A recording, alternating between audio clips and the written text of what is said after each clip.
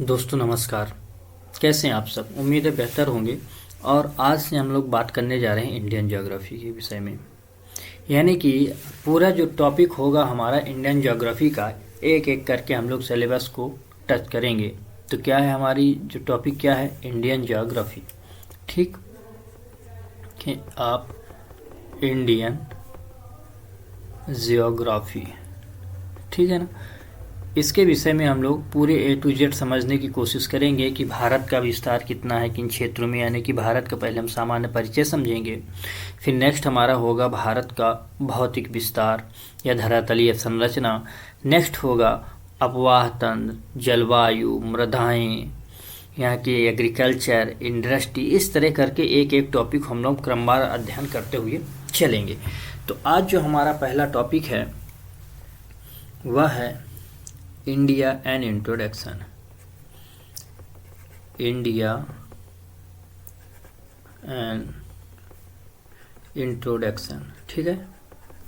Introduction, India and introduction मतलब भारत सामान्य परिचय। भारत एक सामान्य परिचय, भारत परिचय, भारत परिचय, ठीक है। इसके बारे में हम लोग समझने की कोशिश करेंगे। तो सबसे पहले हम जब किसी भी टॉपिक को पढ़ रहे हों तो सबसे पहला हमें यह ध्यान रखना चाहिए कि हमें उस टॉपिक में किन किन बिंदुओं को देखना है। उन बिंदुओं को पहले हम अलग अलग कर लें। तो हम भारत के इस परिचय में किन किन बारे में, किन किन टॉपिक्स के बारे में, इनके अंदर सब यूनिट्स होंगे, किन के विषय में बात करेंगे, उनका हम लोग अलग से एक पहले ब्रीफ में बना लेते हैं। तो पहला कि जैसे हम लोगों को बहुत सारे इनके नाम ही मिलते हैं, तो पहले हम लोग इनके नेमिंग देखेंगे। नेमिंग के बाद भारत का लोकेशन, कि आखिर कहाँ है भारत, एंड उसका विस्तार, ठीक। एंड एक्सपेंशन, भारत का हम लोग विस्तार देखेंगे। नेक्स्ट, भारत में कुछ इम्पॉर्टेंट इमेजिनरी लाइंस हैं, तो इनके बारे में समझने की कोशिश करेंगे हम लोग, इमेजिनरी लाइन के बारे में, ठीक है। और नेक्स्ट, भारत का जो तटीय क्षेत्र है उस तटीय क्षेत्र के बारे में समझने की कोशिश करेंगे। यानी कि कोस्टल एरिया, ठीक है। कोस्टल एरिया के बारे में समझने की कोशिश करेंगे। और हमारा जो नेक्स्ट पॉइंट होगा वह होगा पड़ोसी देश, जिसे हम बोलते हैं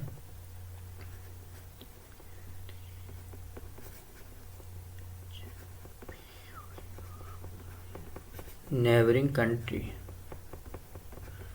ठीक है। इन्हीं को आप बॉर्डर लाइन भी लिख सकते हैं, ठीक है ना।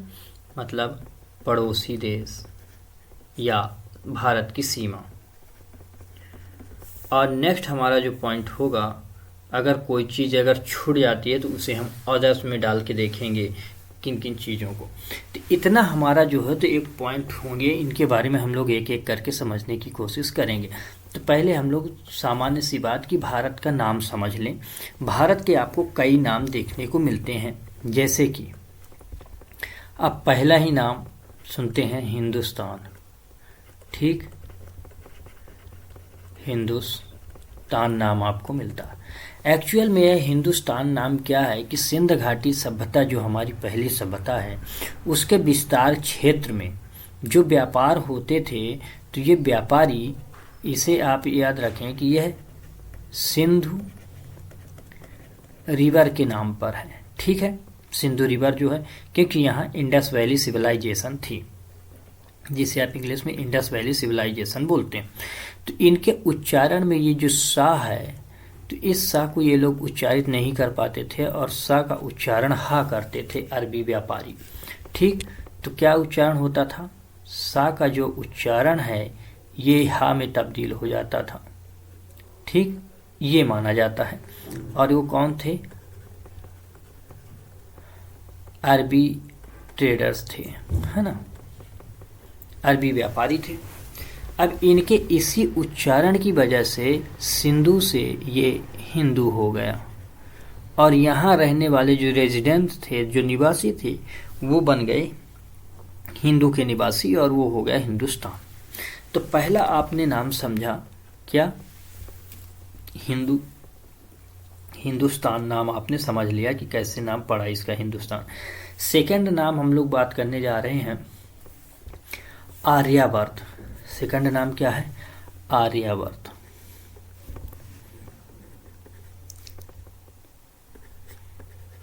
आर्यावर्त, ठीक, आर्यावर्त। अब यह आर्यावर्त की भी कहानी क्या है कि ये भी रिवर से ही संबंधित है, ठीक। बस अंतर इतना है कि ये रिवर गंगा रिवर से संबंधित है। जब इधर ये सिविलाइजेशन मूव करती है गंगा घाटी की तरफ, गंगा रिवर की तरफ, तो इधर के विस्तार को माना जाता है आर्यावर्त, यहाँ के निवासियों को। और ये आपको एंशियंट हिस्ट्री में टीचर खुद पढ़ाते हैं कि जब गंडक नदी तक जाते हैं तो वहाँ से फिर काफ़ी चीज़ें जो है तो अलग अलग चीज़ें निकलती हैं। तो बस आपको इतनी याद रखना है, आर्यावर्त। और याद रखें इसकी बेहतर कहानी कि अगर आप लोगों ने रामायण देखी हो, अगर आप लोगों ने रामायण सीरियल देखा हो, तो इसमें एक सॉन्ग आता, ठीक, आर्यावर्ते भारत खंडे, है ना, इसी में आपको नाम मिलता है। दूसरा, इसी में सीता माता जो हैं, सीता माता राम को आर्यपुत्र बोलती हैं, आर्यपुत्र, ठीक। तो ये चीज़ें आपको पता होनी चाहिए। यहाँ के निवास जो रहने वाले थे उन्हें आर्य कहा गया, वो आर्यपुत्र है ना। तो आपको इतनी बात भी समझ आई। अब नेक्स्ट बात करते हैं हम भारत। क्या नाम, भारत, जो कि बहुत इम्पॉर्टेंट है। यह भारत नाम को समझने के लिए आपको दो चीज़ें समझनी पड़ेंगी, और वो ये हैं कि ये दो प्रकार से आपको नाम मिलते हैं। पहला, इसके दो प्रकार हैं, इसे बीच में हम लिखते हैं, यहाँ से इसे इरेज कर देते हैं और इस नाम को हम लोग बीच में रखते हैं, भारत, ठीक। इस नाम को दो नामों से आप जानते हैं, और वो दो नाम कौन कौन से, इसके अंदर दो कहानियां हैं, ठीक है। पहली कि महाभारत अगर आप देखें, जिसे जय संहिता भी बोला जाता है, महाभारत, यह जब सीरियल स्टार्ट होता है तो इसमें कहते हैं कि दुष्यंत और शकुंतला पुत्र, नाम था उनका भारत, ठीक। और इन्हीं के नाम पर नाम पड़ता है भारत, ठीक है। तो इन भारत के नाम पर भारत नाम माना गया कि ऐसे भारत नाम पड़ा। लेकिन दूसरी कहानी क्या कहती है, दूसरी बताती है कि जो ऋग्वेद है, ऋग्वेद मानता है कि जो कबीले थे, ठीक, क्या कबीला, देखिए आप, कबीला, इन कबीलों में जो एक कबीला था उस कबीले का नाम था भारत, और उस भरत कबीले के नाम से नाम पड़ा भारत। ये दो अलग अलग विचारधाराएं, ये दो अलग अलग प्रकार से भारत के नाम को माना जाता है, ठीक है। तो यहाँ आपने समझा कि भरत कबीले के नाम से, और इधर जो है तो शकुंतला दुष्यंत के पुत्र के नाम से भारत पड़ा। और एक नाम और मिलता है जम्बूद्वीप, जिसे आप रामायण की कथा से समझ सकते हैं कि भारत खंडे जम्बूद्वीप है ना, उधर भी है, तो वो बौद्ध ग्रंथों के हिसाब से मिलता है। तो उसे आप नोट में लिख लें, नोट में, कि जम्बूद्वीप, जम्बू द्वीप। ठीक, ये जो जम्बू द्वीप है ये माना जाता है बुद्ध ग्रंथों के हिसाब से, ठीक है ना, बुद्ध ग्रंथों के विवरण के आधार पर। अब नेक्स्ट नाम जो मिलता है, नेक्स्ट नाम है इंडिया। क्या है? इंडिया। अब इस इंडिया नाम को समझें, यह इंडिया वर्तनी के हिसाब से है। इसका नाम जो है तो इसका भी उच्चारण बेस्ड है, और यह उच्चारण है यूनानियों का। किनका? यूनानी। इनके नाम पर यह इंडिया नाम पड़ा। तो अब आपको इतने नामों में इम्पॉर्टेंट किनको नाम रखना है? सिर्फ और सिर्फ भारत और इंडिया। ठीक, ये दो नाम आपको याद रखने हैं। ऐसा क्यों? सवाल ये है कि इन दो नाम को ही हम क्यों याद रखें और नाम नहीं? तो इसके पीछे का रीज़न ये है कि हमारा जो 1950 को कॉन्स्टिट्यूशन लागू हुआ। ठीक, तो इस कॉन्स्टिट्यूशन के अकॉर्डिंग यही दो नाम माने गए हैं, और इनका जो वर्णन है यह है पार्ट 1 एंड आर्टिकल 1 में आपको मिलेगा, और प्रियम्बल में भी आपको मिलेगा। ठीक, आपको प्रियम्बल में भी ये नाम मिलेंगे, ये प्रस्तावना जिसे बोलते हैं। तो इस तरह आपको ये दो नाम इम्पॉर्टेंट है, इन्हें दो नामों को याद रखना। अब हम अपने मेन टॉपिक की तरफ चलेंगे, लोकेशन और एक्सपेंशन यानी कि विस्तार की तरफ। लेकिन इससे पहले थोड़ा हम लोग कुछ बातें समझ लें कि भारत जो है तो पृथ्वी पर है, और पृथ्वी को जो हमारी अर्थ है, तो अर्थ को डिकोड कैसे किया गया? तो अर्थ को दो भागों में डिकोड किया गया है। ठीक, ब्रीफ में आप समझते चलें। इस पूरे अर्थ को दो भागों में, एक लैंड बॉडी और सेकंड है वाटर बॉडीज। ठीक है, वाटर बॉडीज। अब इन दोनों में अंतर समझें। जो लैंड बॉडी हुई इन्हें हमने नाम दिया महाद्वीप, कॉन्टिनेंट हमने नाम दिया, और इनको नाम रखा हमने ओशियन। ठीक, मतलब महाद्वीप, और इनका नाम हमने दिया महासागर। अब हम आपको महाद्वीप और महासागर नहीं पढ़ाने जा रहे हैं, बस आप ये समझें कि इस कॉन्टिनेंट के अंदर ही हमारा इंडिया है, और इस कॉन्टिनेंट में कौन सा कॉन्टिनेंट है? वो है एशिया। ठीक, तो अगर कोई पूछे कि हम किस कॉन्टिनेंट के अंतर्गत हैं, तो भारत एशिया कॉन्टिनेंट के अंतर्गत आता है। ठीक है, इसी के अंतर्गत आपका इंडिया है। ठीक है, यहाँ है इंडिया, और इससे लगा हुआ ओशियन कौन सा है? इससे जो टच करता हुआ ओशियन है वह ओशियन है इंडियन ओशियन। ठीक है, ये याद रखें, हिंद महासागर।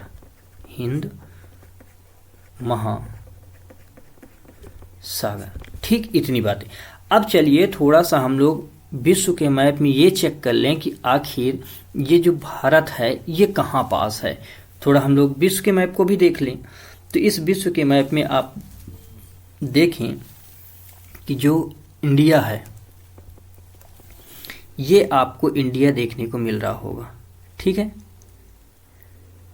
यहाँ आपको इंडिया मिल रहा है देखने को, ये अपना इंडिया है। और ये पूरा जो क्षेत्र है यहाँ से ये जितना, ये आपको इस तरह की ये लाइन दिख रही है ये। ठीक है, देखते चलें आप, यहाँ से ये जो सारा ऐसे है यहाँ तक, ये पूरा। ठीक, ये, और यहाँ से ये पूरा लेके ये जितना है ये पूरा, जितना ये पूरा कलर आपको दिखाई दे रहा है, ठीक है ना, यहाँ तक ये सारा, इसे हम बोलते हैं एशिया। क्या बोलते हैं? एशिया। ये एशिया कॉन्टिनेंट है। एशिया कॉन्टिनेंट के अंतर्गत इंडिया आता है। तो ये बात आपको पता चली। और काफ़ी कॉन्टिनेंट है, जैसे कि ये उत्तर अमेरिका है, दक्षिण अमेरिका है, अफ्रीका है, यूरोप है, ऑस्ट्रेलिया है, तो इस तरह। तो हमें उन्हें अभी इतना जानने की ज़रूरत नहीं है। और ये जो पूरा पार्ट है, ये जो आपको यहाँ से ये पूरा दिखाई दे रहा है, ये पूरा पार्ट, ये इसको हम बोलते हैं इंडियन ओशियन। ठीक, इसको बोलते हैं क्या? Indian ocean. इतनी बातें आपको पता चलें कि हमने अपने आप को विश्व में भी देख लिया कि विश्व में कहाँ है, और ये भी समझ लिया हमने कि एशिया महाद्वीप कितना है। बस हमें इतना ही समझना था विश्व के मैप में। अब एक चीज़ हम लोग पढ़ने से पहले कि भारत का लोकेशन देखने से पहले, जैसे कि हमारा नेक्स्ट जो टॉपिक है वह क्या है कि हमें समझना है लोकेशन। तो लोकेशन को समझने के लिए एक चीज़ और समझें कि यह जो पूरी अर्थ है इसे डिकोड करने के लिए कुछ लाइनें खींची गई। ठीक, तो क्या किया गया कि जो अर्थ है, पूरे हमारी जो पृथ्वी है, उस पूरी पृथ्वी को डिकोड करने के लिए क्या किया गया? कुछ लाइनें खींची गई। अब उन्हीं लाइनों के बारे में हम लोगों को अलग अलग समझना है कि आखिर वो कौन कौन सी लाइनें हैं, ताकि हम उन चीज़ों को समझ पाएँ अच्छे से। ठीक है, तो ये आपको समझना है। तो जिन्हें बोलते हैं लैटिट्यूड, लॉन्गिट्यूड, क्या बोलते हैं? लैटिट्यूड और लॉन्गिट्यूड। इनके बारे में हम थोड़ा सा समझेंगे पहले, ताकि ये हमारे थोड़ा जहन में समझ में आ जाए कि आखिर लैटिट्यूड क्या होती हैं, लॉन्गिट्यूड क्या होती हैं, और इनको क्यों बनाया गया। एक सबसे बड़ी बात यह है कि लैटिट्यूड, लॉन्गिट्यूड आखिरकार क्यों बनाई गई, ये बहुत समझने वाली बात है आपको। तो इसके बारे में पहले हम समझें। तो जैसा कि हम पहले एक अर्थ का चित्र बनाते हैं, ठीक है, हम लोग अर्थ लेते हैं, अर्थ लेते हैं, है ना, एक बड़ा सा अर्थ बनाते हैं। ये हमारी कुछ आपको ऐसे पृथ्वी दिखाई देगी। ठीक, ये अपनी पृथ्वी हो गई। अब समझें कि इस पृथ्वी को समझने के लिए कुछ लाइनें ड्रॉ करी गई। तो एक लाइन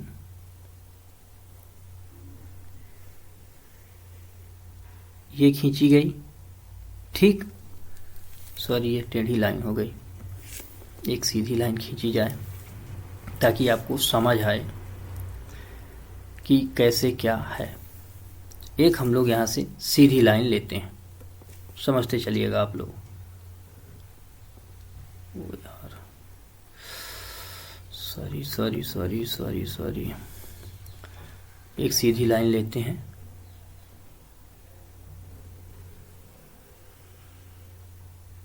एक ये सीधी लाइन और दूसरी ये सीधी लाइन। अब पहले इन दोनों के बारे में आप समझें कि ये जो लाइन है इसे हम बोलते हैं लैटिट्यूड। क्या बोलते हैं? लैटिट्यूड, यानी कि अक्षांश। अब अक्षांश क्या है, एक बात समझें कि इनकी जो खींची गई हैं ये वेस्ट टू ईस्ट खींची गई हैं, वेस्ट टू ईस्ट ये लाइन खींची गई हैं, एक बात। दूसरी, किसी भी स्थान की कोणीय दूरी बताती हैं। कैसी? कोणीय दूरी इनसे मापी जाती है, दो बात। तीसरी बात कि ये जो अक्षांश होती हैं इनके जो मध्य की दूरी होगी दो अक्षांशों के मध्य की, उन्हें हम बोलते हैं कटिबंध। कटिबंध, उन्हें क्या बोलते हैं? कटिबंध। ठीक, जिसे आप जोन भी लिख सकते हैं, जोन।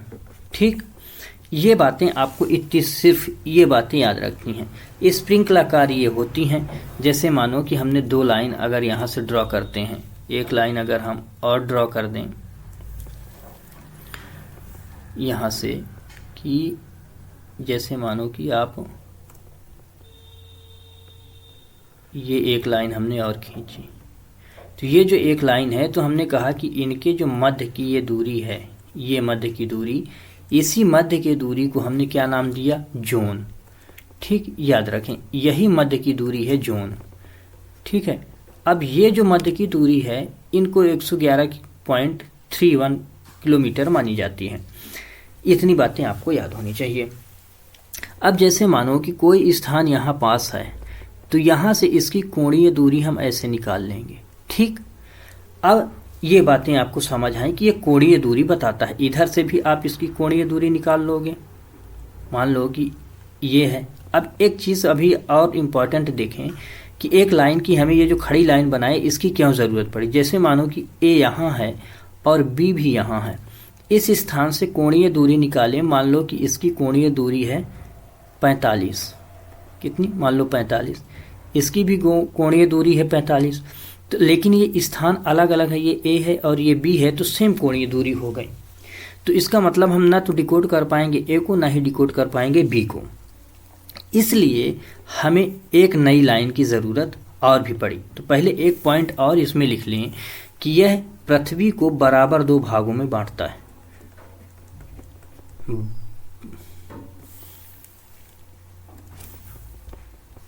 बराबर 2 भागों में, इक्वल 2 भागों में बांटता है। ठीक, बराबर 2 भागों में, 2 भागों में विभाजित करता है। ठीक, बराबर 2 भागों में विभाजित करता है। तो यानी कि यह जो उत्तर वाला पार्ट है इसे बोला जाता है उत्तरी गोलार्ध, मतलब कि नॉर्दर्न हेमिस्फीयर। इसे बोला जाता है दक्षिणी गोलार्ध, यानी कि सदर्न हेमिस्फीयर। ठीक, दक्षिणी गोलार्ध, दक्षिणी गोलार्ध, और इसे बोला जाता है उत्तरी गोलार्ध। ठीक है, उत्तरी गोलार्ध। इतनी बातें आपको बिल्कुल समझ आई। लेकिन हमने कहा कि ये कन्फ्यूज़न है ये दोनों को मिलाने के लिए, तो हमने क्या करा कि यहाँ अलग एक रेखा और लाए। बस ये जो है तो ये 0 डिग्री है। ये कौन सी है, ये 0 डिग्री है, ये याद रखना। ये कौन सी लाइन है, 0 डिग्री है। इसे हम बोलते हैं इक्वेटर लाइन। ठीक, इक्वेटर लाइन, या इसको भूमध्य रेखा। अगर पूछ लिया कि कौन सी ऐसी अक्षांश है जो पृथ्वी को 2 बराबर भागों में बांटती है, तो भूमध्य रेखा। इसी को आप विषुवत रेखा भी कहते हैं। ठीक है ना। इसके नीचे जो है तो आपको 180 और उधर 90, तो इस तरह करके 90-90 आपको रेखाएं मिलेंगी। 90-90 का कोण दोनों तरफ बनता है। ठीक, इतनी बातें आपको पता चली, आपने अक्षांश के बारे में समझ लिया है ना। हम लोगों ने अक्षांश को समझा ये। ठीक, मेरे हिसाब से आपने अक्षांश को समझा। अच्छा, इसको हम लोग इधर लिख देते हैं ताकि इधर हम आपको देशांतर बता दें, ताकि एक ही मैप में आपकी ये सारी चीज़ें हो जाएं, है ना। इसको आप इस तरफ लिख लें। इस रेखा को क्या बोलते हैं, 0 अक्षांश। इसका नाम है इक्वेटर लाइन। इक्वेटर लाइन, इसका हमने और नाम बताया, एक भूमध्य रेखा या विषुवत रेखा, या विषुवत रेखा। ये बातें याद रखना। और ये 2 बराबर भागों में पृथ्वी को बांटती है। ठीक है। अब ये जो रेखा है, ये लाइन, इस लाइन को बोलते हैं 0 डिग्री। ये भी है 0 डिग्री। ठीक, लेकिन ये इसका नाम है GMT, ग्रीनविच मीन टाइम। अब ये रेखा से इसे नाम दिया गया, ये जो लंबवत रेखाएं खींची गई, लंबवत रेखाओं को इनका नाम रखा गया, यहाँ से आप ये खींच लेते हैं, और इनका नाम दिया गया लॉन्गिट्यूड। लॉन्गिट्यूड यानी कि देशांतर, देशांतर रेखाएं। ठीक, इतनी बातें आपको समझ आई।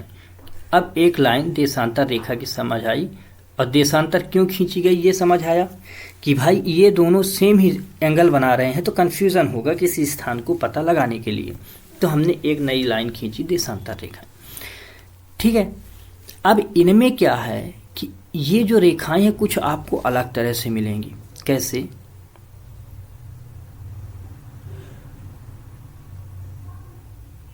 ये कुछ ऐसी रेखाएं खींची जाएंगी,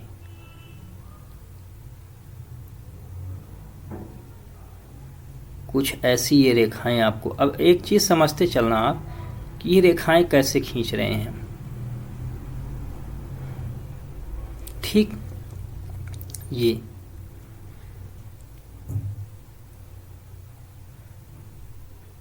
रेखाएं ऐसी हुई। तो अब याद रखें कि ये रेखाएं उभरी हुई हैं, इनकी समान दूरी होती है, अक्षांशों की एक समान दूरी होती है ऊपर तक, लेकिन इन रेखाओं की जो दूरी है ये इनकी सबसे अधिक दूरी। तो एक तो ये कैसी खींची जा रही हैं? लंबवत, यानी कि ये वर्टिकल लाइन होती हैं। और ये ग्लोब को ये भी दो भागों में बांटती हैं। अब अंतर ये है कि ये बांटती हैं ईस्ट और वेस्ट में, तो वेस्ट टू ईस्ट डिवाइड करती हैं पूरी पृथ्वी को, तो है ना।